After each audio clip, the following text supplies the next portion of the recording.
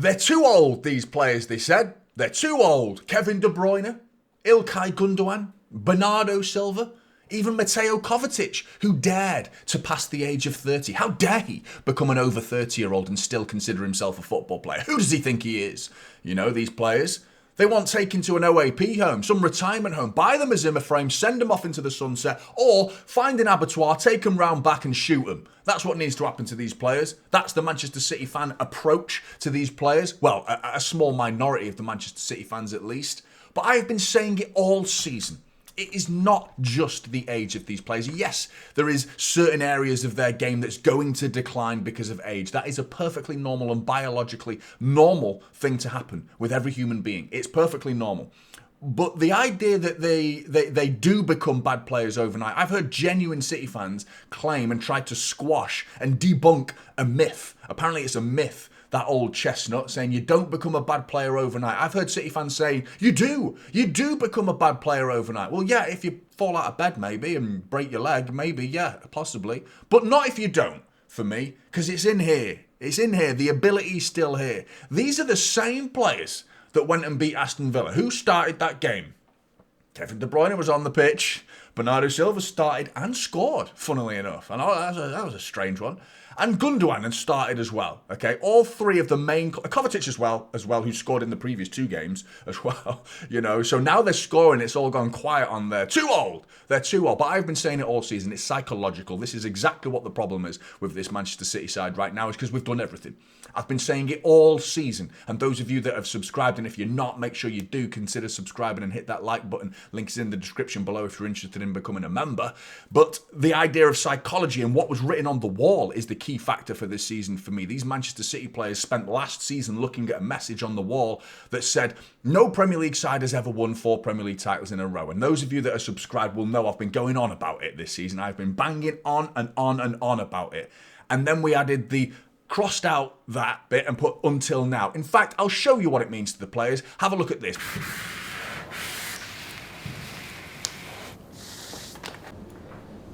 That's nice. Who did this? Class, isn't it? Get on that. You like that? Yeah. No team has ever won 4 consecutive Premier League titles until now. Nah. What do you think, Josh? Oh, I love it. I love it. I love it, mate. Top until now. Erling, can you Erling, sit, come on. Erling, Just sit sit here and comment on it because they're waiting for your thing to put it online. love that. Can you look behind you and having that? Maybe I think can you sit there? You know what? You can see the importance of that message to these players, how much it meant to them. The reaction, every single one of them came in and was like, yes, top, look at that. What it meant to them. But that message sent out a message to look backwards. It was a message for reflection, almost, to look back and admire yourselves a little bit, not looking forward to that message until now. What after that? Now what would be my message? I literally asked you guys to get in the chat and get in the comments and give me a message, an example for this season that should have been on the wall for this season, as well as the until now. A message to motivate these players, the players that have achieved everything. The unachievable has been achieved. My message would be, now what? ... question mark. That would be my message, because you got to look in yourselves. The only players that you're going to be able to beat now, the only achievements that you're going to be able to beat are your own, because we have set the record. No one has beaten that record. So to be upset that we weren't able to go 5 in a row is, 1, a little bit harsh, and 2, very unrealistic, you know? I think we have to admit that these players are not that old, because here we are, 3rd in the Premier League table, challenging for quite comfortably getting into these Champions League spots. We've still got a lot of work to do, and we are in a semi-final against Nottingham Forest with a chance to win a piece of silverware this season. With these old guys, you know? Here we are again. I mean, what's going to happen next season is incredibly exciting, but I challenge you again. What would be your message for this season? And I think we've been proven that these guys are not too old, point 1. And 2, it has been psychological, because these guys have been battered, they've been bruised, and they've been humbled.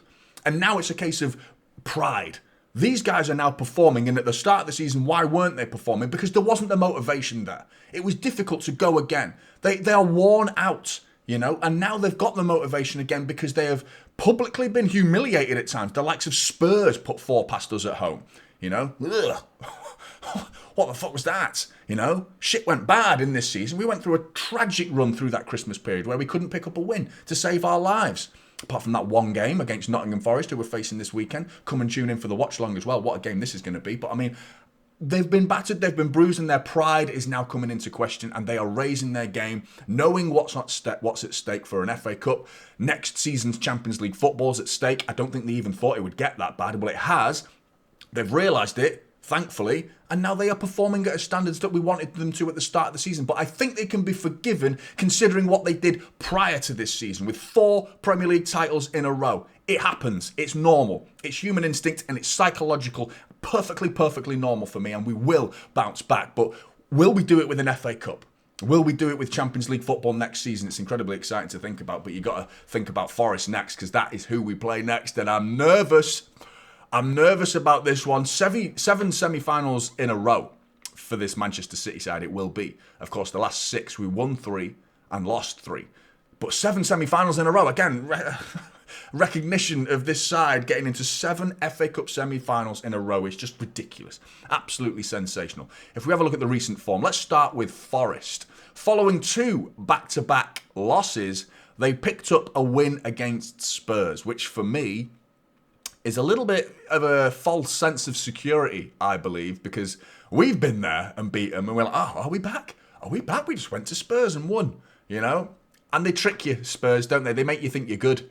They do that, Spurs, to you. They're little sneaky Spurs. They're conniving. They know what they're doing. They're unbearably shit. And then you go away thinking, we're bloody brilliant, and then you get humbled next week. So we're hoping that's what happens with Forest, having just gone to Spurs and beaten them with 3 shots, you know, against Spurs who had 22 shots, against Nottingham Forest's 3, and Forest win 2-1, which is going to be the sort of game we're probably going to be facing against Forest. We know exactly what we're going to be facing. A low block, defend, hit us on the break, try and go 1-0 up, first goal wins it. I think it's a very simple game to understand and preview this game in all honesty.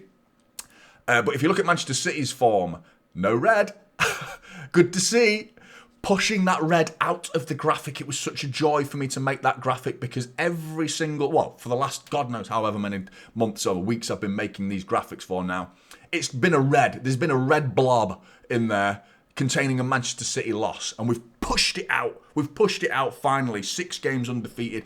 The one that I pushed out, though, by the way, was Nottingham Forest. So, albeit I'm excited and I'm hopeful for this game, I'm still very, very aware of the threats that Nottingham Forest pose.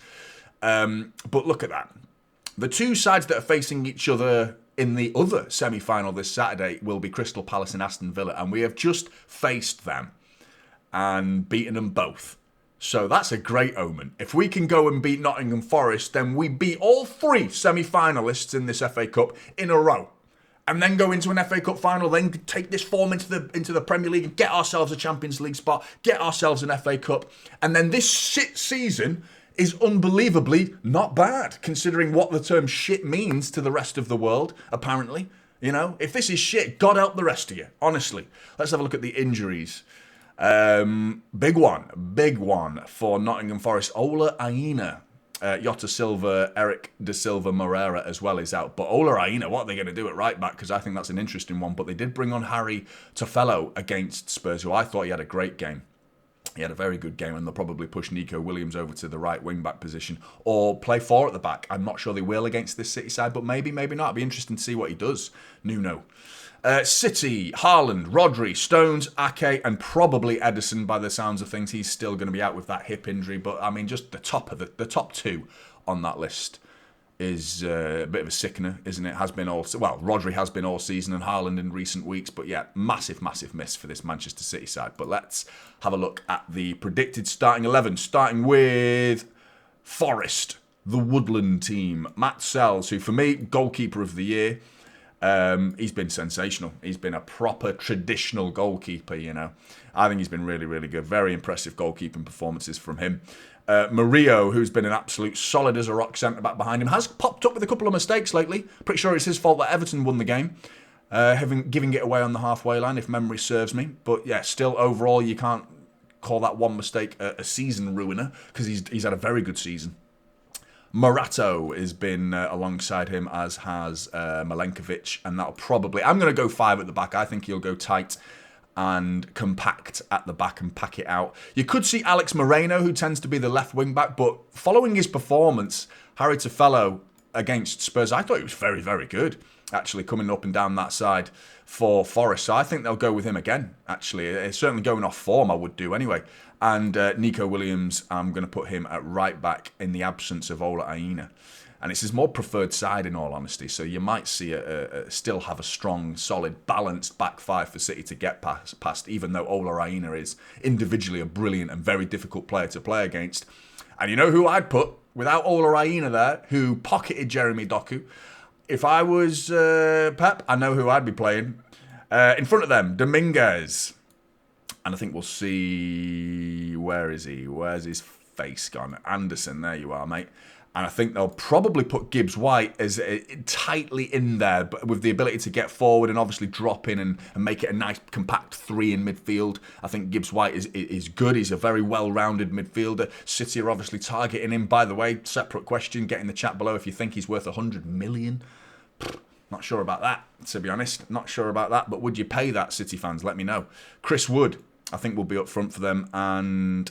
where is he? Alanga, if I can find him. There he is. Will no doubt be the threat, the pace and the power to carry that ball forward and cause Manchester City some problems going the other way when we lose it. The key is not to try and keep hold of that ball as much as possible. First goal wins this game, hands down. You know, if we can go 1-0 up, we can start playing our football, trying to play some traps, trying to lure Forest out of their shape, because they've got to come out and score. They have to at that point. If we concede first, it makes the job very, very easy for Forest, and they just get to sit back and defend, and wait for a moment to try and get a second, exactly like they did against Spurs at the weekend. So it'll be interesting to see if City can get that first goal. Ortega in between the sticks for me with Edison's absence. I think we'll see Ruben Dias. I think we'll see the same back four. I think we'll see a very similar side to what we've been seeing in recent weeks, in all honesty. I don't see why not, because it's proving to be a winning formula at the minute, and we should not be turning our noses up at any sort of structure or formations that result in 3 points or knocking the opposition side out of the cup competition, you know, because it's been winning Manchester City matches, this formation and this system. So why change it? Why change it? Nunez for me at right back, who will be absolutely buzzing following his last minute goal against Aston Villa. I would like to play Gonzalez, but I'm not sure there's that much of a need for him, because I think his defensive attributes are where he shines. The transition prevention is where I think Nico Gonzalez is probably going to be key for City in this game, if we needed him, because they are genuinely so dangerous on the break, Forest, aren't they? And he's very good at breaking up counter-attacks and transitions, is Nico Gonzalez. But he doesn't offer that much going the other way for me, and he's not got much of an attacking threat, and it's an area of his game that I think he needs to refine a little bit. Whereas Kovacic, who's in the goals right now, and has an ability to pick pockets, he's certainly not as mobile as Nico Gonzalez, but he's certainly got a better balance as a midfielder compared to Nico Gonzalez. For me, I think Nico's definitely a defensive midfielder, whereas Kovacic is more of an 8, can do a 6 role, but can definitely do the 8 role. And considering his shirt number, he is a number 8. And I'm going to put him in midfield alongside Gundo. Where are you, mate? I can't see any of these players anymore. They all go bloody missing. There he is, Gundogan. And I think I'm going to play Bernardo Silva, who is full of confidence. It'll probably be the other way around, actually. Probably see Bernardo Silva getting up and down that right side. And I think I'll see Kevin De Bruyne sitting in front of Kovacic. And then I want to see Marmoush, who needs to up his game, because I actually think the last couple of games there's a debate to actually rest him for this game and not play him, because he has been out of form the last couple of games, both against Palace and against, Everton and Villa, actually. I thought he was poor in those 2 games. I thought he was all right against Palace, if memory serves me. But still, I think he's got a goal threat, and I think he'll offer that going forward. Marmoush, and I want to see the guy who, for me, has come on for the last 15 minutes of both the previous 2 games and changed the game. Everton away, and of course Palace as well. He was sensational. Jeremy Doku, who would have to be a little bit more central in this role. And you'd see him drifting over left every now and again, the same with Marmoush, and De Bruyne are almost sometimes looking like a false 9 in this system. But that's the system that Pep's been going with. It's a system that's winning us games.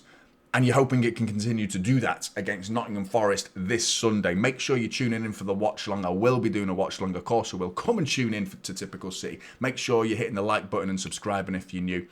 And I'll see you in the next one. This is Typical City.